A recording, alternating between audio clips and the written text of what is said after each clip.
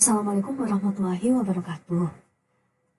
Kami di sini akan menjelaskan mengenai soal guna pemenuhan tugas EAS elemen mesin 1. Kami dari kelompok 10 untuk anggota yang pertama ada Alfa Wulinuha, NRP 0211840000007. Untuk anggota yang kedua ada Hanifati Dwi Kusuma Diatantri, NRP 0211884000027. Untuk anggota yang ketiga ada Najia Rafa Mejina, NRP 0211184000040. Nah, di sini ada soal tentang drive shaft of rotary coil grinding. Nah, dalam gambarnya ini sendiri, shaft utamanya dipisahkan dengan dua bearing yang berjarak 10 inch. Nah, dari materialnya sendiri merupakan IC 1060 cold ground carbon steel, dan kita akan melakukan desain dari shaftnya, including a second sketch. Nah, berikut ini merupakan free body diagram dari soal sebelumnya. Dengan yang diketahui spur-gearnya, deep pitch-nya ada 9 inch, drive pinion-nya, diameter pitch-nya ada 3 inch, dengan material IC 1060 cold ground carbon steel, nilai SO-nya 90 KSI, nilai SYP-nya 70 KSI, nilai E-nya 10%, nilai NFS-nya 1,5.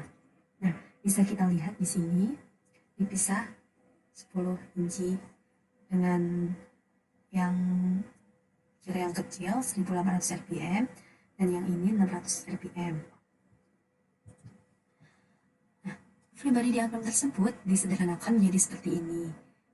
Dan dapat ada gaya RAZ, RAX, FPZ, FBX, RCZ, dan RCX, dan TC.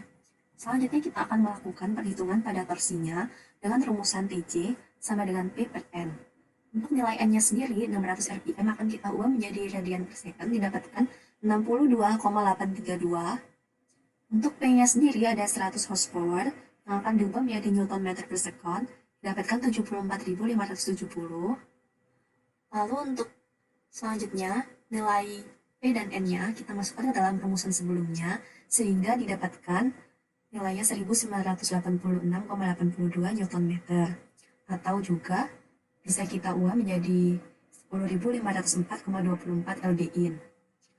Lalu untuk perhitungan gayanya, yang pertama ada tangential force, FBZ-nya, dengan rumusan TB per diameter pitch per 2, dengan TB-nya nilainya 10.504,24 lbin, dan diameternya 9 inch dibagi 2, sehingga didapatkan nilai FBZ-nya 2.334,28 lb. Lalu selanjutnya ada radial force, FBX-nya, dengan rumusannya FBZ tan theta. Dengan nilai theta kita masukkan 20 derajat, seperti yang diketahui di soal, sehingga didapatkan nilai FBX-nya 849,61 lb. Selanjutnya di sini, untuk mendapatkan nilai RAZ, kita menggunakan rumusan sigma MXZ, dengan isinya min 5 FBZ, min 10 RAZ sama dengan 0, sehingga didapatkan nilai RAZ-nya sama dengan 1167,14 lb. Lalu untuk nilai RAX-nya, kita cari dengan rumusan sigma MZZ, dengan isinya min 5 FBX, min 10 RAX sama dengan 0, sehingga didapatkan nilai RAX-nya 424,805 lb.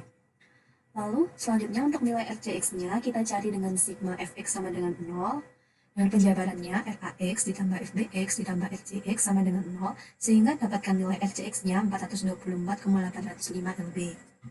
Lalu untuk nilai RCZ-nya, kita cari dengan rumusan sigma Fz, dengan penjabarannya RAZ ditambah FBZ ditambah RCZ sama dengan 0, sehingga didapatkan nilai RCZ-nya sama dengan 1167,14 lb.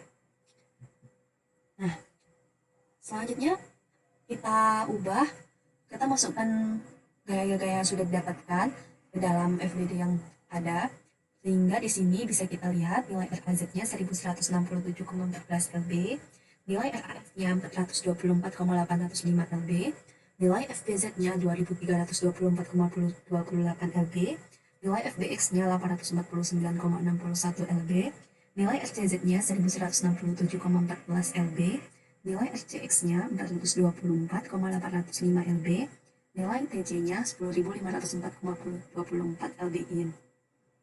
Selanjutnya ada shear and moment diagram for tangential force pada Z-plane. Nah, di sini kita dapatkan dari aplikasi MD Solids, ada load diagram, lalu ada shear diagram, dan ada moment diagram. Nah, pada moment diagram ini kita dapatkan nilai MA-nya dan MC-nya sama dengan 0, dan nilai MB-nya min 5.835,7 lbin. Sehingga besar momen maksimum yang diterima poros untuk Z-plane adalah MB sama dengan min 5.835,7 lbin. Selanjutnya ada shear and moment diagram for radial force pada X-plane. Sama seperti sebelumnya, ini didapatkan pada aplikasi MD Solid, dan load diagramnya seperti berikut. Lalu ada shear diagram dan moment diagram.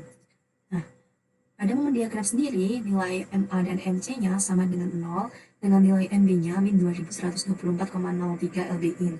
Sehingga besar momen maksimum yang diterima poros untuk X-plane adalah MB sama dengan min 2124,03 lbin. Selanjutnya, saya akan menjelaskan tentang resultant of moment.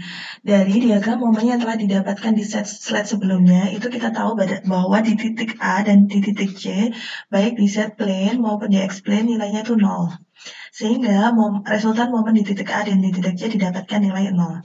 Kemudian, pada titik B, itu di Z-plane kita tahu nilainya sebesar 5.835,70, dan di titik B di X-plane-nya didapatkan nilai 2.124,03. Sehingga resultan momen di titik B itu didapatkan nilai sebesar 6.210,23. Nah, dari perhitungan ini, kita tahu bahwa momen bending terbesar itu pada titik B, yaitu sebesar 6.210,23. Nah, nanti momen di titik B inilah yang digunakan untuk menghitung diameter of shaft-nya. Selanjutnya, kita akan menghitung diameter of shaft-nya.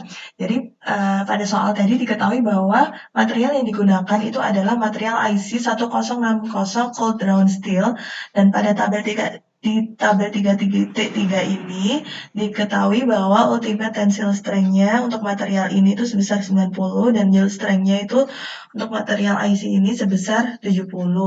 Kemudian safety faktornya kita tahu di soal tadi 1,5.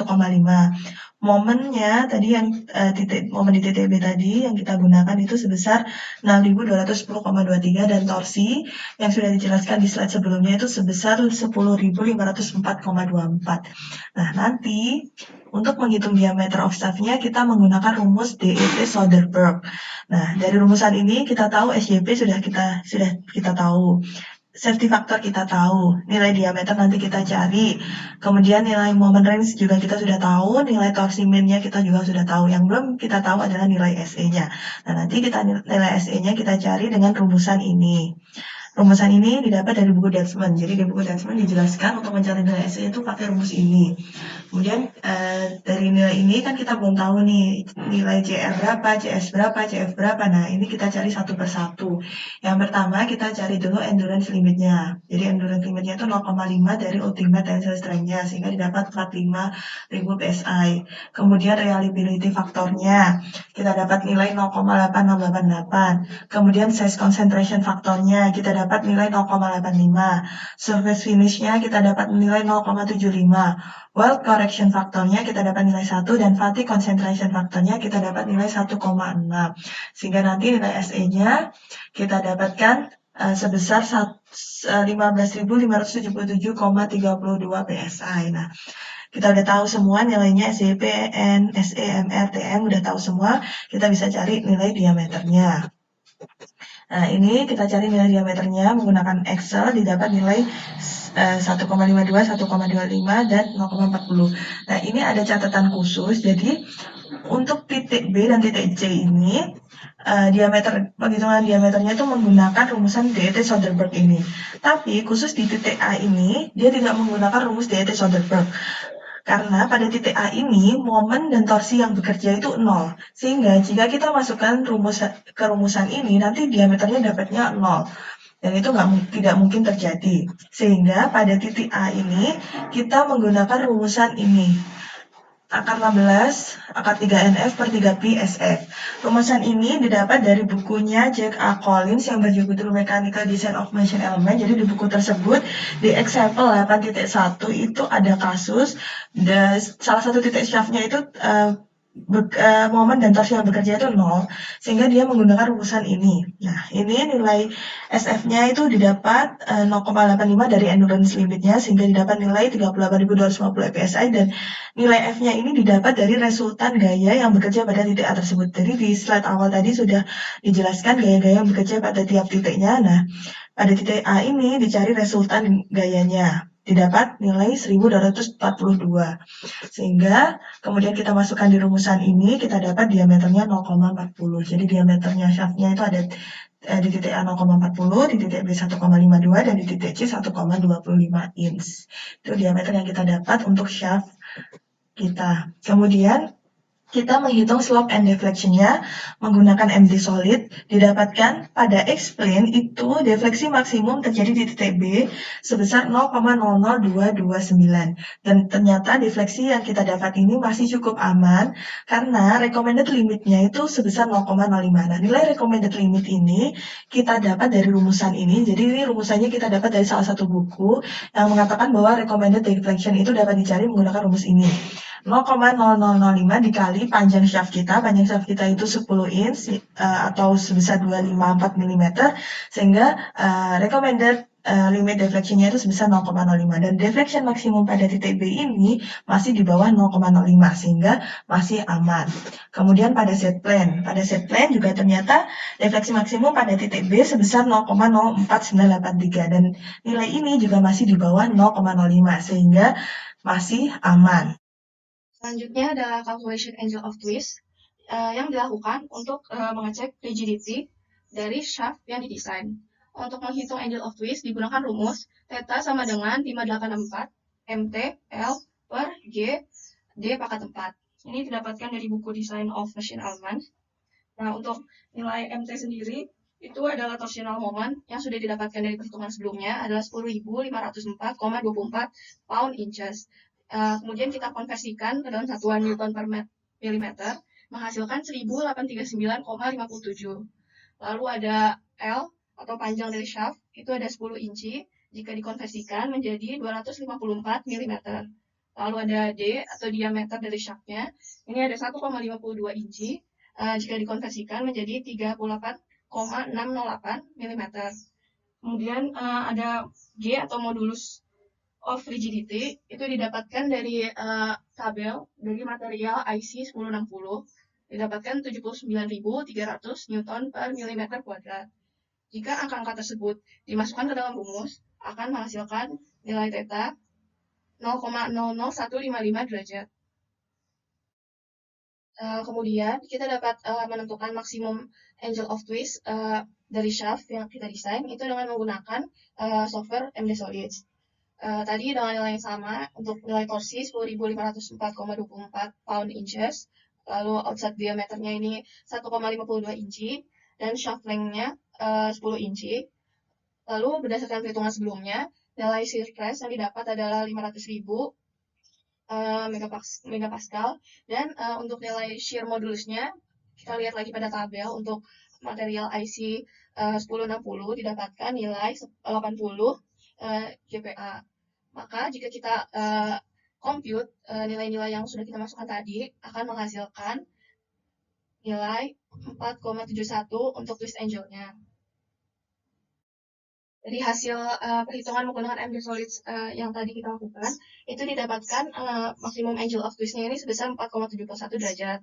Artinya, maksimum angle of twist yang diperbolehkan yang diterima oleh shaft ini harus kurang dari 4,71 derajat.